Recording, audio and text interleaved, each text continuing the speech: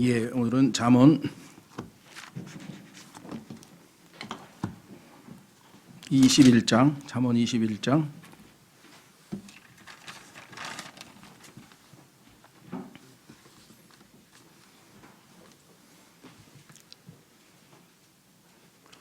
제가 1981년도 1월 1일 날 거듭나서 하나님 자녀가 됐으니까 지금 거의 38년, 9년 꽤 오래됐는데요. 잠언이라고 하는 책을 제대로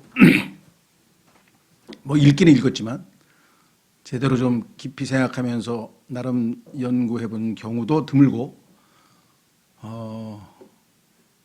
제가 보니까 2007년도에 저희가 수요 기도회에서 이 성경 공부를 했더라고요.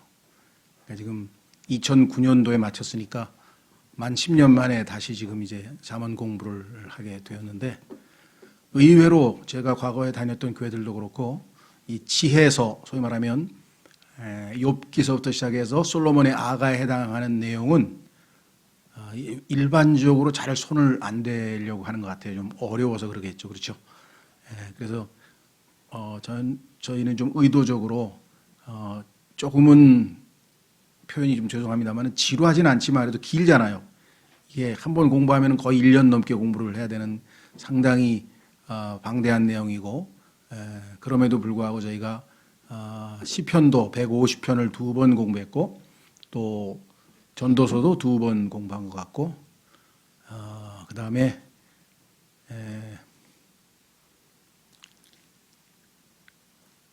욥기도 2번 공부했고, 참 너무 의미 있는 일이었어요. 그 중에 저희가 지금 잠언을 2번째 하고 있고, 그다음에 솔로몬의 아가를 지금 오후 성경 공부 시간에 하면서 2번째 하고 있습니다. 모르겠어요. 하나님께서 허락하시면 제가 생각하는 동안에 한 번 더, 그러니까 정말 조금이라도 더, 왜냐하면 너무 피상적으로 처음에 공부할 때는 뭐 더 그랬을 거고요.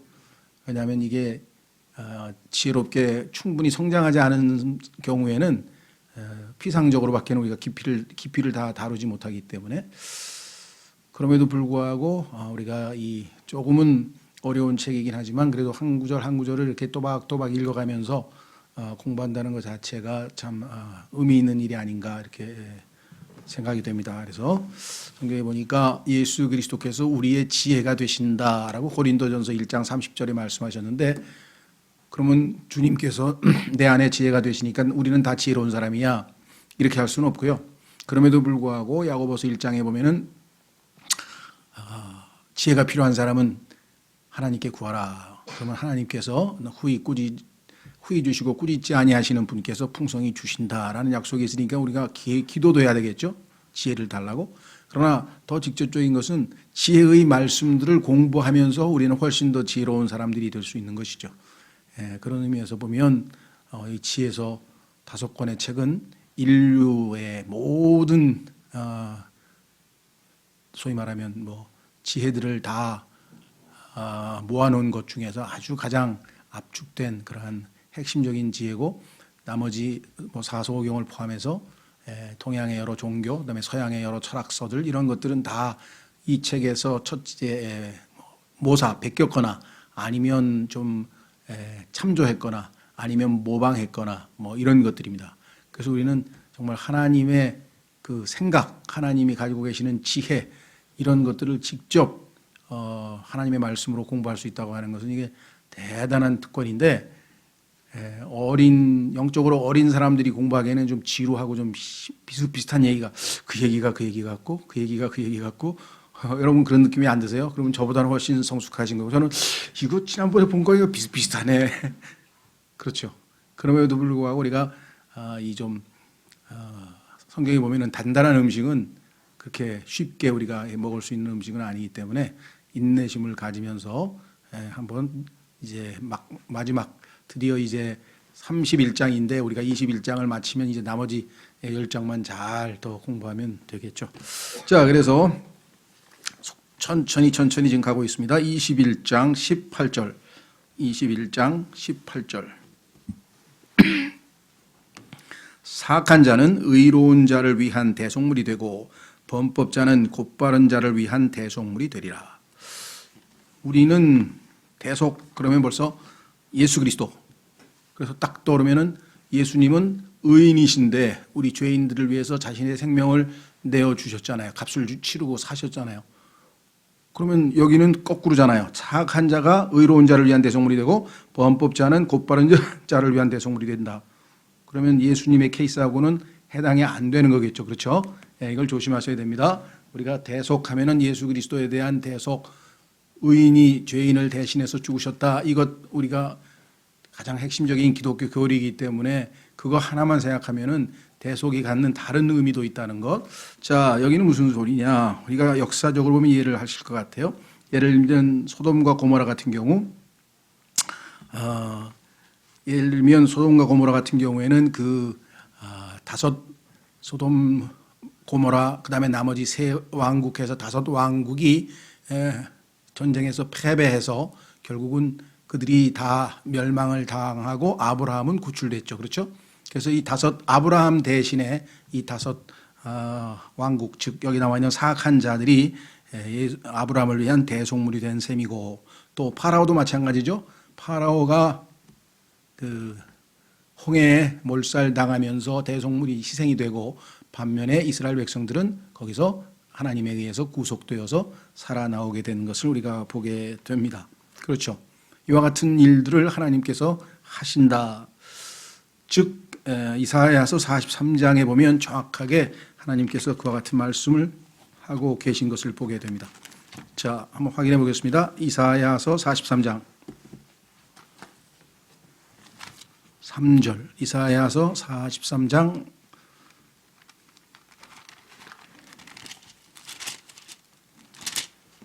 3절. 나는 주 내 하나님이요 이스라엘의 거룩하니요 내 구원자니라. 내가 이집트를 내 대속물로 주었고, 출애굽할 때 있었던 일이죠. 이집트를 내 대속물로 주었고, 그러면 이스라엘은 여기서 의로운 자가 되고 이집트는 사악한 자가 되는 것이죠.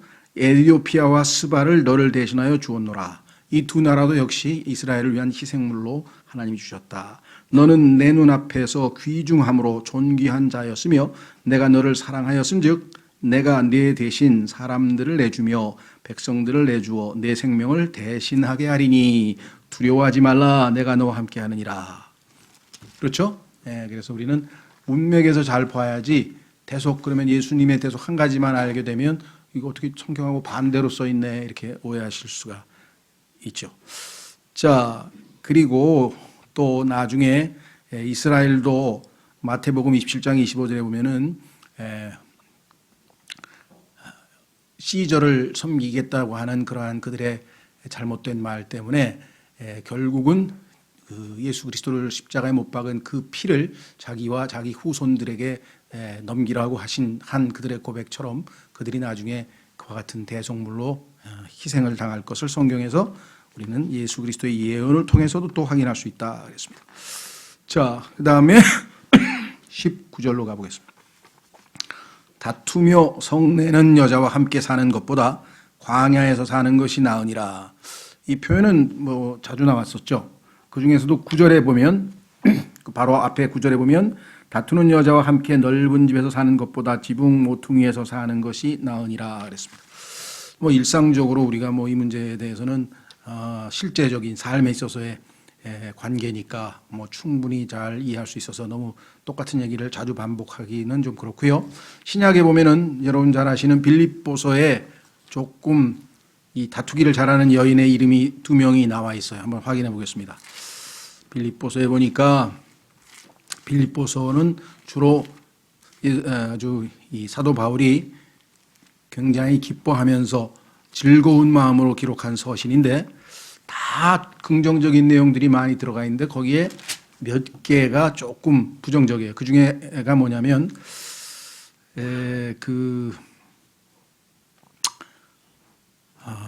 어디 갔나요? 3장 4장인데 죄송합니다. 빌립보서 4장 1절에 보시면 4장 2절에 두 사람의 이름이 나오는데 여자 이름인 것 같아요. 그죠? 내가 유오디아에게 간청하며 순두계에게 간청하노니 이것은 그들이 주 안에서 같은 생각을 품게 하려 함이라. 이 두 사람이 아마 교회에서 좀 다툼이 있었던 것 같아요. 그래서 이 두 사람에 대한 언급을 하게 되는 것을 보게 됩니다. 하여간 일반적인 얘기는 뭐 우리가 상식적이니까 너무 잘 알고요. 그 다음에 영적으로는 그리스도인들 중에 이 하나님께 순종보다는 여기 나와 있는 거 하나님과 다투는 사람, 불평, 불만을 하는 사람들 많죠. 그러니까 비록 우리가 여기서는 여자에 대한 얘기지만 그리스도께서 우리의 신랑이 되신다면 주님의 몸된 교회인 우리로서는 당연히 신부가 될 것이고, 그렇다면 형제들도 동일한 입장에서 주님 앞에서 우리가 다투거나 화를 내거나 저항하는 것보다는 순종하고 또 주님께 감사하는 것이 훨씬 더 올바른 태도다라고 하는 것을 우리는 충분히 알 수가 있을 것입니다. 그래서 19절은 우리가 지난번에도 한번 봤고요. 자, 20절로 갑니다. 20절, 지혜로운 자의 거처에는 갖기를 바라는 보물과 기름이 있으나 어리석은 자는 그것을 낭비하느니라. 자, 지혜로운 사람, 그 사람은 성경에서 보면 자신의 미래를 충분히 대비하는 사람으로 나와 있습니다. 또 여기 보니까 마찬가지죠. 거처에는 갖기를 바라는 보물과 기름이 있으나 모든 재물을 잘 준비하고 축적해 놓는다 그랬는데, 반대로 여기 나와 있는 어리석은 자는 낭비한다 그랬습니다. 서양 속담에 낭비는 손실보다 더 큰 비극이다. 손해야 우리가 어쩌다가 살다가 보면 당할 수도 있겠지만, 낭비는 한다는 것은 큰 손해보다 더 큰 비극이다, 이렇게 얘기를 했습니다. 자, 그래서 그 대표적인 제일 어리석은 사람이 우리가 성경에 잘 아는 누가복음 15장에 나오는 탕자죠. 탕자, 아버지께서 적절한 때 주실 유산을 미리 받아가지고 가서 모조리 다 낭비해버려서 참으로 우리에게는 아주 나쁜 선례로 나와 있는 그 유명한 탕자가 바로 여기에 해당되는 사람이죠. 자, 뿐만 아니라 여기 보시면 어리석은 자의 특징은 성경에 보니까 가난합니다. 게으릅니다. 지혜로운 사람은 부지런하고, 그러니까 지혜로운 사람은 부지런하니까 당연히 열심히 노력해서 자기가 미래에 대한 대비를 하겠지만, 반면에 게으른 사람은 일을 안 하는 바람에 가난해지는 것은 물론이고 미래에 대한 대비도 전혀 없다, 그렇게 되어 있습니다. 그렇죠? 자, 고린도후서 12장으로 가면은요. 고린도후서 12장으로 가면 자녀가 부모를 위해서 재물을 축적하는 게 아니라 부모가 자식들을 위해서 재물을 축적한다 그랬습니다. 뭐 우리나라도 거기에는 아주 앞장선 분들이 많죠. 근데 좀 불의한 방법으로 또 좀 성경적으로 올바르지 않은 방식으로 해서 문제가 되지, 자녀들을 위해서 준비하는 것 자체는 성경적으로 권면하고 있는 것이죠. 고린도후서 12장 14절. 고린도후서 12장 14절. 보라, 내가 세 번째 너희에게 갈 준비가 되어 있으나 너희에게 짐이 되지는 아니하리라. 우리나라에도 보통 저희는 뭐 그런 이유뿐만 아니고 하여간 어쨌거나 먼저 상담 요청이 들어오면 상담을 하고 그것도 예배당에서 하든지 뭐 이렇게 하는데, 교회에서 이제 그 신방이라는 게 있잖아요. 신방, 대신방, 무슨 신방. 그러면 그냥 그 신방 그 준비하느라고 막 정말 정신없죠. 그런 것 좀 부담되는 것 같아요. 그래서 바울도 자기가 가면 뭐 사도가 오신대 하면서 또 막 이것저것 준비하고 막 이러는 것에 대해서 전혀 짐을 지우지 않겠다, 이렇게 얘기했어요. 왜? 나는 너희 재물을 구하지 아니하고 너희를 구하노니, 너희 마음을 구하고 너희가 주 안에서 성장하고 너희가 이런 것을 원하죠. 그래서 자녀들이 부모를 위해 모아두지 아니하고 부모가 자녀들을 위해 가느니라. 내가 영적인 부모인데 너희한테 가서 내가 지금 신세 지러 가는 것으로 오해하지 말라. 나 대접하거나 그럴 필요 없다. 나도 충분히 텐트 만들고 열심히 일해서 내가 먹을 거 다 있으니까 그런 것이 아니고, 오히려 내가 너희에게 부모니까 주러 간다. 물론 여기서 물질을 꼭 주러 가는 건 아니에요. 물론 본인은 자기가 일해서 먹고 남은 것으로 다른 사람들에게 구제하고 섬긴다고 얘기는 했지만 꼭 물질적인 것만 주는 건 아니고요. 그래서 여기서 모아두지 않냐고 부모가 자녀들을 위해 하느니라. 그러니까 너희가 나에게 물질적인 그런 섬기는 것에 대한 부담을 가질 필요가 없다. 이렇게 얘기를 했습니다. 그렇죠?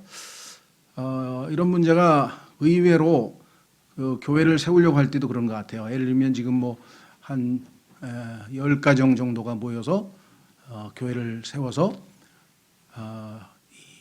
출발하려고 하는데 사역자가 와서 만약에 풀타임으로 만약에 일을 안 한 채 하면은 그 한 사람은 완전히 책임을 져야 되잖아요. 물론 그런 것 때문에 고민하는 그런 얘기들을 종종 들은 적이 있습니다. 그래서 사실은 미국 같은 경우도 그렇고 또 우리 바울도 그랬고 뭐 우리 교회도 마찬가지였습니다만은 저도 우리 초반에 5년 동안에는 저도 일했으니까 나에게 재정적인 부담을 지울 필요가 없었죠. 제가 사역할 때 5년 동안 오전에 일하고 했는데 그런 경우가 다반사예요. 그럼 미국도 보면은 트럭 운전사 하시면서 오전에 새벽부터 오전까지 일하고 그 다음에 오후에는 사역하고 뭐 이런 분들 많거든요. 그러니까 교회가 충분히 재정적인 자립이 되면은 사역자에게 그 일하는 데 쓰는 그 시간을 말씀 연구나 기도하는 데 썼으면 좋겠다. 이렇게 이제 요청이 들어오면 할 수 있죠. 저희가 잘 아는 그 미국의 참 저희가 굉장히 도움을 많이 받는 제임스 낙스 목사 같은 경우도요. 처음에 사역을 하고 만 13년 동안 우체부 노릇을 했습니다. 직업 우체부. 그래서 배달하는 일을 했거든요. 네. 그러니까 이제 13년쯤 됐을 때 지금 한 30년, 35년 된 교회니까 한 20년 정도, 15년, 13년쯤 됐을 때 교회에서 운영위원회에서 요청을 한 거예요. 더 이상 그 배달 안 했으면 좋겠다. 우체부로서 버는 돈, 거기에 대한 것을 교회가 재정을 부담할 테니까 당신은 그 시간을, 그 우체부 하는 시간에 성경 연구와 말씀을 더 창념했으면 좋겠다. 처음에는 좀 거절했다 그러더라고요. 그래서 왜 거절했나 봤더니 그 아버지가 그 제임스 낙스 목사의 아버지가 아마 예전에 자기가 교회 다닐 때 보니까 그 집사들이 모여가지고 그죠 회의를 열어가지고 야 목사 월급 깎어 저 설교도 저 엉망인데 뭐 이런 얘기들을 하도 많이 들었었단 봐요. 그렇게 그 어떤 재정적인 걸 가지고 목사를 좌지우지하려고 하는 그런 잘못된 재직회 뭐 이런 것들에 대한 경험이 있다 보니까 이 아버지가 너는 절대로 교회에서 돈 받고 사역하지 마라 한 교훈을 아버지가 아마 했었던 것 같아요. 그래서 자기는 일체 왜 자기가 하고 싶은 대로 설교하고 자기가 하는 대로 다 해야지 뭐 그런 거에 의해서 압력을 받고 싶지 않다 이렇게 했는데 그 성도들이 우리는 절대로 그거 개입하지 않겠다. 지금 13년 동안 한 것처럼 그대로 하고 또 우리는 돈을 더 많이 주지도 않겠다. 그러니까 당신이 지금 제국에서 받는 돈만큼만 줄 테니까 우리는 당신이 성경을 더 열심히 연구하고 더 기도해서 뭔가 우리가 더 영적으로 성숙하는 데 시간을 투자하기를 원하니까 하라고 다시 한번 하나님께 기도해 보라고 당신 고집 세우지 말라고 그렇게 해서 기도하고 이제 두 번째 승낙을 했다고 이렇게 얘기를 하더라고요. 이런 교회들이 많아요.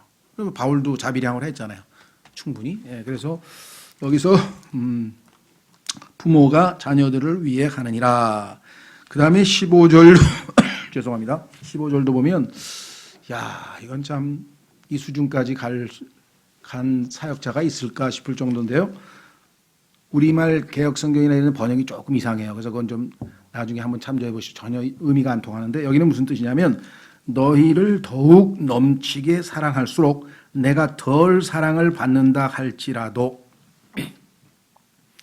이 바울이라는 사람이 왜 우리에게 이렇게 큰 부담을 주지? 왜 자꾸 찾아오려고 그러고 왜 자꾸만 뭘 가르치려고 그러고 이거 지금 부담스럽네 라고 하면서 너희가 나의 순수한 마음을 곡해하고 내가 너희를 넘치게 사랑할수록 덜 거부하고 덜 사랑을 받는다 할지라도 내가 거기서 그럼 관도 내가 너희 먹이려고 그러는데 싫은 관도 그게 아니라 너희를 위하여 가진 것을 매우 기쁘게 쓰고 나 자신을 쓰리라.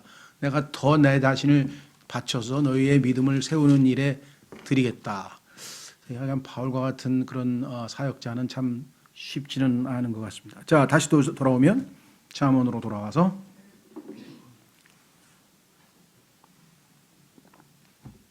21절. 의와 긍휼을 따르는 자는 생명과 의와 명예를 얻느니라. 그렇죠. 의와 긍휼을 따르면 하나님께서 거기에 대해서 일반적으로 생명과 의와 명예를 보상하시겠다. 이건 기본 원칙입니다. 자, 성경에 보니까 이와 같은 삶을 산 사람이 고넬료라는 사람이 있었죠.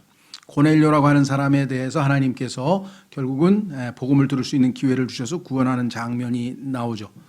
그렇죠? 사도행전 10장 한번 가보겠습니다. 사도행전 10장.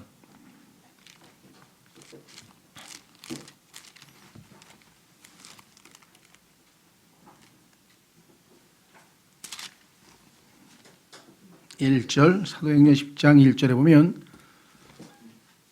가이사랴에 고넬료라는 어떤 사람이 있었는데 그는 이탈리아 부대라 하는 부대의 백부장이더라. 그는 독실한 사람이요 자기의 온 집과 함께 하나님을 두려워하는 사람으로 백성에게 구제물을 많이 주고 항상 하나님께 기도하더라. 그래서 독실하고 하나님을 두려워하고 구제를 하고 이러한 삶을 사니까 하나님께서 베드로를 보내서 구원의 복음을 들을 수 있는 기회를 제공해서 결국은 영생을 얻는 역사가 일어났고요. 자, 로마서 2장으로 갑니다. 오른쪽으로 더 넘기셔서 로마서 2장에 가면은 하나님의 심판의 기본 원칙, 하나님의 심판의 기본 원칙이 거기 써 있습니다. 하나님의 심판의 기본 원칙 로마서 2장 6절. 하나님께서 그분께서 각 사람에게 그의 행위대로 갚으시되 참고 꾸준히 잘 행함으로 영광과 존귀와 죽지 아니함을 구하는 자들에게는 영원한 생명으로 갚으시고 논쟁하기를 좋아하며 진리에 순종하지 아니하고 불의에 순종하는 자들에게는 경노와 진노로 갚으시리라. 악을 행하는 사람의 모든 혼 위에 환난과 곤고가 닥치리니 먼저는 유대인의 혼회요 또한 이방인의 혼회이며 선을 행하는 각 사람에게 영광과 존귀와 화평이 있으리니 먼저는 유대인에게요 또한 이방인에게로다. 이는 하나님께서 사람들의 외모를 중시하지 아니하시기 때문이라. 이 구절만 잘못 읽으면 행위 구원으로 오해할 수 있습니다. 그렇죠? 여기서는 지금 구원 얘기를 하고 있는 것이 아니라 하나님의 심판의 기준에 대한 얘기를 했습니다. 그렇죠? 그래서 문맥을 항상 조심하셔야 되고요. 자, 그래서 다시 돌아옵니다. 우리는 이 잠언 21장 21절의 기본 원칙을 충분히 잘 알고 있습니다. 다만 우리가 죄인으로서 하나님의 의에 미치지 못함으로 말미암아 결국은 참 예수 그리스도를 믿음으로 말미암아 은혜로 구원받는 것은 우리의 구원의 문제고, 여기서는 삶의 자세에 있어서 하나님 앞에 어떤 자세를 취할 때에 하나님께서 어떤 보상을 하시겠냐고 하는 기본적인 원칙만 지금 설명하고 있는 것이겠죠. 자, 그래서요, 하나님도 기본 원칙이 두 가지입니다. 의와 긍휼이죠. 하나님의 의로우심 앞에 우리는 모두 죄인이지만 하나님의 긍휼하심 때문에 우리가 죄를 용서받고 사함받고 예수 그리스도를 하나님의 의를 선물로 받는 것이죠. 자, 22절. 지혜로운 자는 용사의 도시에 올라가 그것이 신뢰하는 힘을 무너뜨리느니라. 우리가 보통 군인들을 보면 뭐라고 표현해야 되나요? 힘이 센 장수가 있죠. 그걸 우리가 보통 용장이라고 하는데, 용감한 사람 용장. 삼국지로 치면 장비 같은 사람이겠죠. 막 힘이 막 넘치는 사람. 그 다음에 조금 한 단계 넘어가면은 지장이 있어요. 지장. 그렇죠. 전략을 잘 세워가지고 지장. 그래서 힘만 센 게 아니라 지략으로 전쟁을 승리로 이끄는 아주 또 유명한 사람, 더글러스 맥카더 같은 사람이 대표적인 거겠죠. 그런 사람도 있고요. 그 다음에 덕장, 삼국지에서는 아마 관우가 아마 지장으로 나오는 것 같아요. 그 다음에 이 덕장이 있어요. 덕장은 뭐냐면요, 인품이 뛰어나서 이 지장과 그 다음에 용장, 이 두 장수들이 그 덕스러움에 고개를 숙이고 그들을 주군으로 섬기는 그런 덕장이, 유비 같은 사람, 이런 사람들이. 하여간 어쨌거나 성경에서 보면은 힘만 세다고 전쟁에서 이기는 건 당연히 아니고요. 자, 그 중에서 이제 지혜로운 자는 용사의 도시에 올라가 그것이 신뢰하는 것을 무너뜨린다. 뭐 이건 제가 일상 그 전쟁과 관련지어서도 우리가 충분히 이해할 수 있는 것이고 성경에 나오는 수없이 많은 전쟁에도 그와 같은 전쟁이 있습니다. 예를 들면 사무엘 하에 보면 요압이 랍바를 점령할 때도 아주 지혜롭게 머리를 쓰고요. 그 다음에 또 여호수아 8장에도 보면은 여호수아가 복병, 그래서 기습작전, 복병 전술을 해가지고 속임수를 써서 승리하는 장면이 나오고 뭐 이런 것들은 힘보다는 지혜가 전쟁에서 훨씬 더 그렇죠. 자, 우리 또 영적으로도 적용할 수 있죠. 영적으로도 우리가 영적 전쟁을 할 때 하나님의 말씀으로 그렇죠. 지혜롭게 마귀를 대처해야죠. 그래서 성경에 보니까 고린도후서 10장에 보니까 우리가 영적 전쟁에서 어떻게 대처하는지 고린도후서 10장 3절로 가보겠습니다.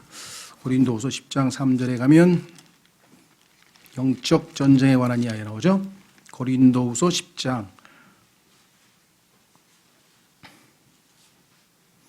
3절.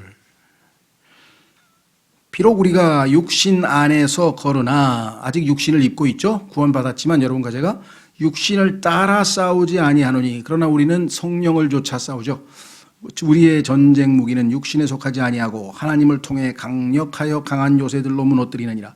우리는 상상하는 것과 두 번째 또 하나님을 아는 것을 대적하여 스스로를 높이는 모든 것을 무너뜨리고 모든 생각을 사로잡아 그리스도께 순종하게 하며 우리의 전장터 배틀그라운드라고 하죠. 배틀그라운드. 우리가 직접 마귀하고 전장을 벌이는 전투 장소는 생각이라 그랬습니다.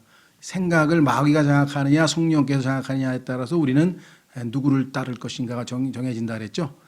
그래서 아주 치열한 우리는 하나님의 말씀으로 많이 익숙해지고 하나님의 말씀이 우리의 삶의 기준이 된다면 우리의 생각은 영적인 생각을 하게 될 것이고 로마서 8장 6절에 반대로 이 세상적 어떤 사상이나 사고방식이나 이런 것들이 우리에 가득 차게 되면 우리는 나도 모르게 세상적인 방식으로 삶을 살게 될 것이고 그러면 당연히 육신이 나오게 마련이죠. 자, 그래서 우리는 영적 전쟁에 있어서도 우리가 어떻게 지혜롭게 해야 되는지 가장 또 예언적으로 적용해 보자면요. 이 구절은 나중에 지혜로우신 예수 그리스도께서 이 땅에 오셔서 계시록 17, 18장에 보면은 바벨론을 멸망시키는 장면이 나옵니다.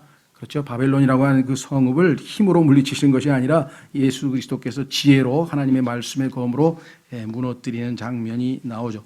자, 그래서 우리는 재림하실 때에 예수 그리스도께서 바벨론에 대한 심판도 우리 22절에서 적용해 볼 수가 있습니다. 23절 누구든지 자기 입과 혀를 지키는 자는 자기 혼을 지켜 고난들에서 벗어나게 하느니라. 그렇습니다. 이게 벌써 이 주제도 여러 번 나왔죠. 그런데 중요하다 보니까 하나님께서 강조를 안 하실 수가 없는 거겠죠. 성경의 야고보서 신약성경 야고보서 3장 전체가 바로 이 주제를 다루고 있는데요.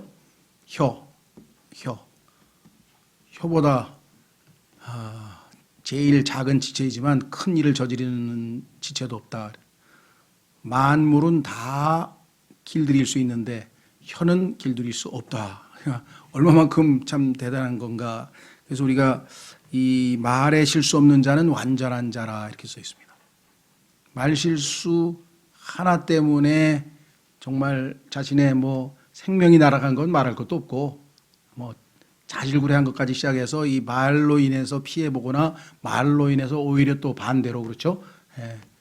말 한마디가 천냥빚을 갚는다고 말 한마디 때문에 완전히 인생이 역전되는 경우가 많아요. 오늘이 한글날인가요? 우리 말도 지금 보니까요. 야, 이거 그냥 그 로마서에 말씀하신 것처럼 사람의 그 입에는 독이 가득하다. 독설이라고 그러죠, 독설. 이런 것들이 그냥 너무 난무해서 사람들의 마음을 다 상처내고 정말 이제는 얼마나 아주 저급한 사회가 되어가는지 모르겠습니다. 이 말 사용하는 것 자체가 지금 그렇게 되어가 있죠. 자, 어쨌거나 성경에 보면은 이 혀와 관련돼서는 기도를 많이 하고 성령께서 통제해 주시라고 꼭 필요한 순간에 적절한 말을 하라고. 성경에 보니까 필요한 순간에 적절한 말 하기가 그렇게 어려워요. 그런데 그렇게 말하면 그게 금상과 같다 그래서 얼마나 소중한지 한번 보겠습니다. 우리 잠언 25장 잠언 25장 11절에 보시면요.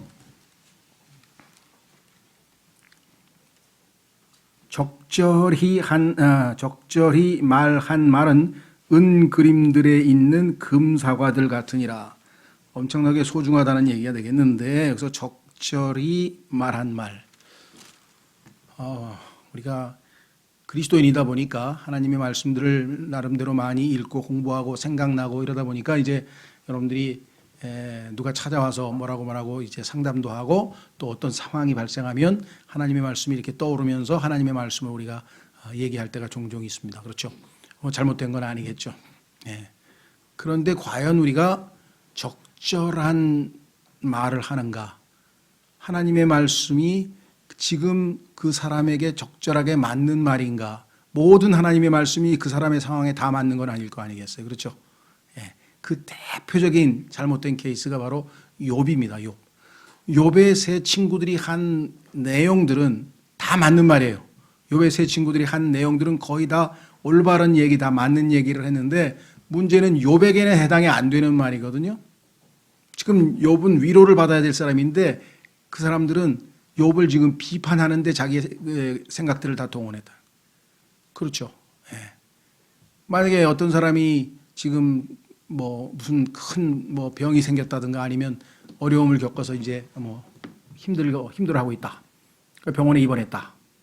병원에 가가지고 얼마나 아프겠냐. 참 내가 너같이 그렇게 같은 경험을 못했으니 그 아픔을 어떻게 알겠냐만 참 하나님이 위로해 주시고 빨리 낫으면 좋겠다. 내가 꼭 다른 건 못해도 기도하겠다. 이러면서 같이 아파해 주는 것. 이게 이제 소위 요즘 쓰는 컴패션이라고 하는 이게 무슨 구호단체 이름인가? 무슨 NGO 이름도 컴패션이 있는데 컴패션이라는 단어 자체가 함께 아파한다는 뜻이에요. 함께 컴이란 말 함께 아파한다. 그러면 됐는데 야 내가 요즘 보니까 너 위태위태하더라. 내가 언젠가 하나님이 널 치실 것 같았어. 아이고 내 걱정대로 됐네. 이러면서 가가지고 지금 낙심해 있는 사람한테 가가지고 그게 사실일 수도 있어요. 맞을 수도 있어요. 그렇지만 그 타이밍에 그 얘기를 하는 건 아니죠. 그렇죠. 이게 적절한 순간에 적절한 말이 쉽지 않아요. 목사도 마찬가지입니다. 어떤 사람 위로를 받으러 갔는데 직사게 욕만 먹고 왔대요. 그래가지고 다음부터 목사한테는 죽어도 안 간대. 그건 무슨 사역이에요? 성경에 온유함으로 바로잡으라 그랬는데 온유함으로도 안 했고 그 다음에 그 사람에게 좀 적절한 말을 해줘야 되는데 적절치 않은 말을 해서 오히려 더 상처가 나는 경우도 허다하다는 거죠. 그냥 하나님의 말, 칼인데 칼을 아무데나 막 대면 어떻게 해요? 칼을 함부로 대면 이거 큰일 나는 거죠. 그렇죠? 그래서 이건 기도가 많이 필요하고요. 쉽지 않습니다. 자, 그래서 우리는 이거 문제는 또 중요한 문제지만 적당히 해야죠, 우리도. 왜냐하면 너무 이거 자주 나오니까 또 나올 겁니다. 자, 이제 24절로 가겠습니다. 24절. 그렇죠? 20 몇 절인가 지금? 23절 했죠?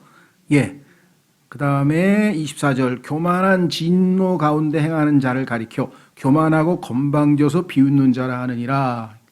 어떤 사람의 행실을 딱 보면 그 사람에게 나름의 어떤 명칭을 하나 붙여줄 수 있죠. 대표적인 경우가 예수님께서 헤롯이라고 하는 이 분봉 왕을 가리켜서 여우라 그랬어요.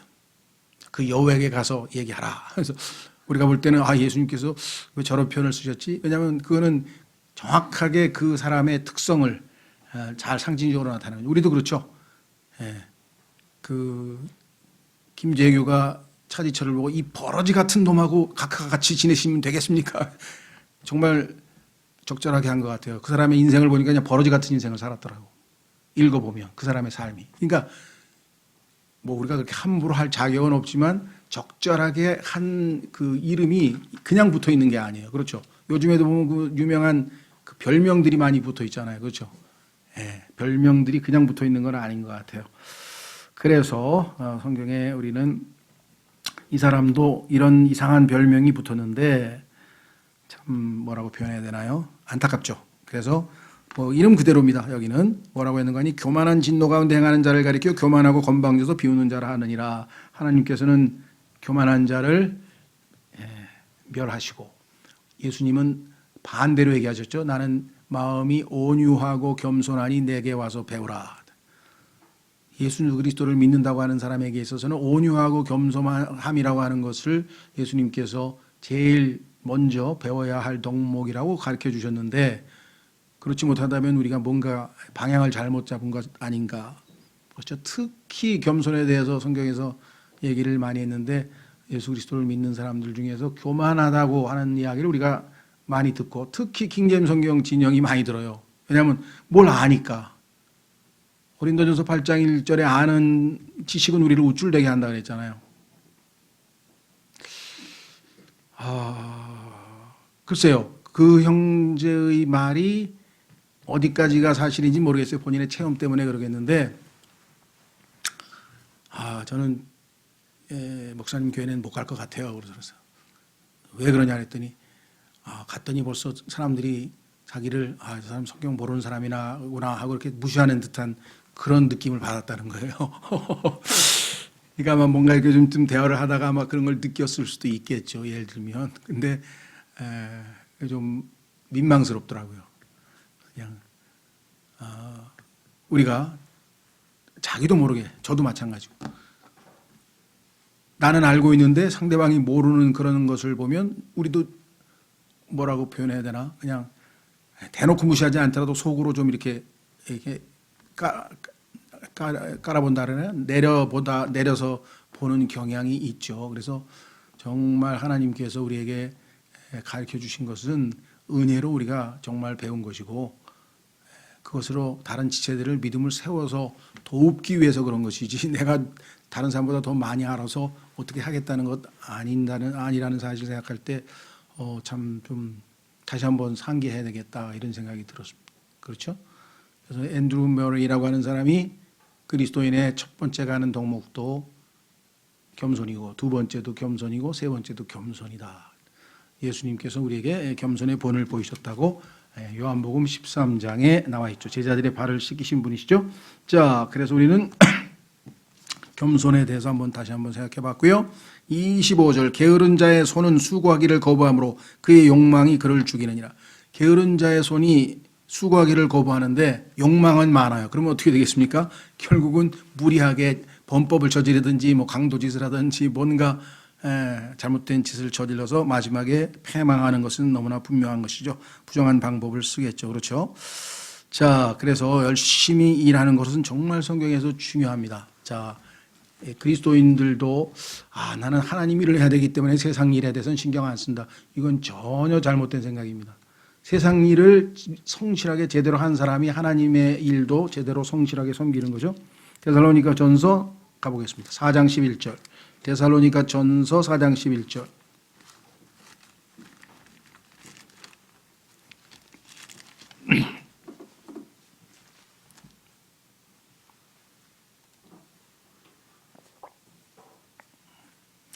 데살로니가 전서 4장 11절 이렇게 얘기했습니다. 또 우리가 너에게 명령한 것 같이 너희는 조용히 지내며 너희 일을 하고 너희 손으로 일하기를 힘쓰라. 너희 손으로 일하기를 힘쓰라. 에베소서에 보면요, 그 일하는 목적이 열심히 일해서 벌어서 자기만 먹는 게 아니라 다른 사람도 주기 위함이라고 되어 있고요. 여기 분명하게 12절, 이것은 너희가 밖에 있는 자들, 예수님 밖에 믿지 않는 사람들을 향해 정직하게 걷게 하려 하며 또 너희에게 어떤 것도 부족하지 아니하게 하려 함이라고 분명하게 얘기했습니다. 어떤 간수, 그러니까 교도소에서 평생을 보내신 분이 그런 고백을 했어요. 내가 교도소에서 평생토록 배운 게 하나 있다 그랬더니 거기 온 사람의 약 7, 80% 정도, 열의 7, 8은 거기에 왜 왔느냐 했더니 일 안 하고 공짜로 돈을 챙기려고 그래서 다 거기 와 있더라는 거죠. 그렇죠?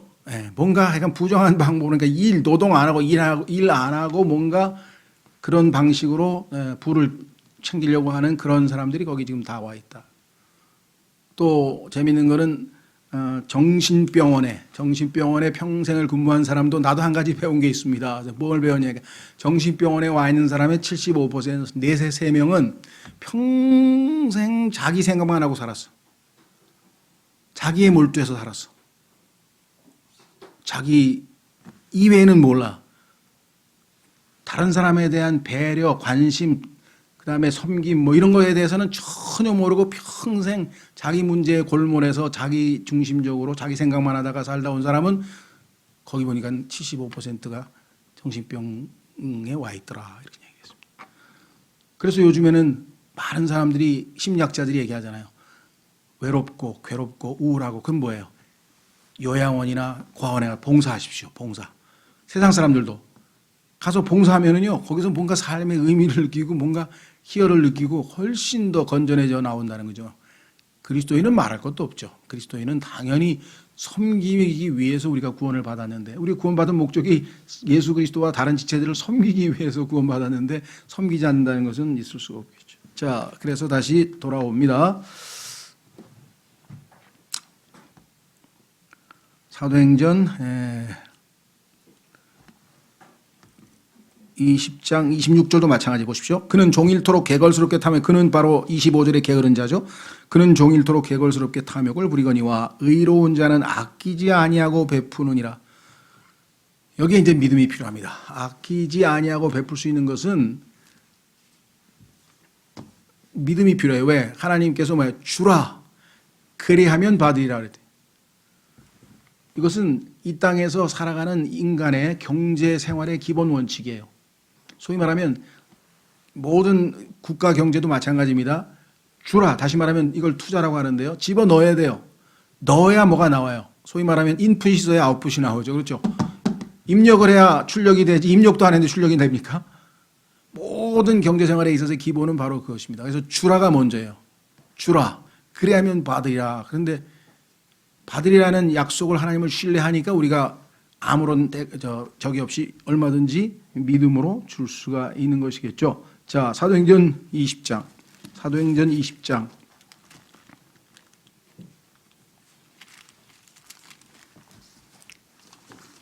성경에 보면 하나님께서는요, 베푸시는 분이에요. 주시는 분이고, 구약에도 율법에도 보면은 베풀라. 아끼지 말고, 근심하지 말고, 내가 다 갚겠다. 가난한 사람들에게 만약에 네가 준다면 그건 나에게 빌려주는 거다. 그렇게까지 하나님께서 얘기하시면서 주는 것이 얼마나 복되다라고 하는 것을 한번 체험을 하면, 자, 사도행전 20장 35절, 사도행전 20장 35절, 내가 너희에게 모든 것을 보여주되 곧 너희가 마땅히 이렇게 수고하여 약한 자들을 지원하고, 바울이 수고해서 약한 자들을 지원했어요. 자, 또 주 예수님께서 말씀하신 것, 주는 것이 받는 것보다 더 복되도다 하신 그분의 말씀을 기억하게 하였느니라. 이것이 그리스도인의 복된 삶이다 그랬습니다. 그렇죠? 네. 참 신기한 거는요, 성경에 보니까 사복음서에는 예수님께서 이렇게 하신 말씀이 기록 안 되어 있죠. 그렇죠? 그런데 이건 예수님이 하신 말씀이라고 기록이 되어 있어요, 여기에. 그러면 사복음서에는 안 써 있는데 이것이 왜 또 기록되었을까? 신뢰성은 성령께서 오시면 모든 것을 기억나게 하신다고 말씀하셨기 때문에 지금 이 사도행전을 기록한 누가에게 이 말씀이 떠올랐겠죠. 성령에 의해서 기억이 났겠죠. 그렇죠. 그래서 문맥에 맞게 지금 하나님의 영감을 받아서 영감에 의해서 기록이 됐는데, 다름 아닌 주는 삶이었어요. 주는 삶, 베푸는 삶, 이것이 하나님께서 변화되는 겁니다. 제일 역동적으로 변화된 사람이 누굽니까? 예수님 만나고 그냥 갑자기 그냥 재산 절반을 잘라가지고 뭐 다 갚겠다고 막 그런 사람이 삭개오라는 사람이 있었잖아요. 여러분, 그렇게 예수님을 만나는 순간 얼마나 큰 충격과 변화를 받았으면 그 엄청난 부자가 예를 들면 10조인데 5조 잘라서 그런 말 하기 쉽겠습니까? 쉽지 않죠. 그런데 성령의 능력으로 예수님께 감화를 받아 이렇게 변화가 됐어요. 자, 물론 그건 하나의 예지만 우리 삶에 있어서도 여러분과 제가 자기 것만을 늘상 챙기고 그런 삶을 살던 사람이 관대해지고 베풀 줄 아는 사람이 된다는 것은 성령의 능력 아니면, 그리고 하나님에 대한 약속을 신뢰하지 않으면 안 됩니다. 나는 하나님께서는 내가 더 행복해지기를 원하는데 더 행복해질 수 있는 방법은 받는 것이 아니라 주는 거다. 왜? 줘야 하나님이 날 주시니까. 주면 받으리라는 약속이 있으니까 더 행복해지는 거죠. 계속 주고 그럼 나는 그냥 빈털터리로 굶으라고? 그 소리는 아니죠. 그러나 하나님께서는요, 한 번도 준 것에 대해서 되돌려 주시지 않는 분이 아니에요. 한 번도 그러시질 않은 분이에요. 뭐 저뿐만 아니라 수없이 많은 사람들의 간증을 들어봐도 정말 하나님은 그 일에 있어서 얼마나 신실하신가. 자, 그래서 우리도 오늘 잠언 말씀을 통해서 주님의 약속의 말씀을 붙들고 주는 삶을 살아갈 수 있는 그런 은혜로운 사람들이 다 되었으면 좋겠다. 그렇게 됐습니다. 그렇죠. 자, 그래서 우리는 지금 어디까지 왔죠? 26절. 오늘은 26절까지네요. 자, 이 시간에 오늘 주신 말씀을 한번 좀 생각하시면서 주님, 오늘 주신 이 말씀들이 제 삶에서 합당하게 실제화돼서 열매를 맺고 이를 통해서 하나님께 영광 돌릴 수 있게 해 주십시오. 다 같이 먼저 기도하겠습니다.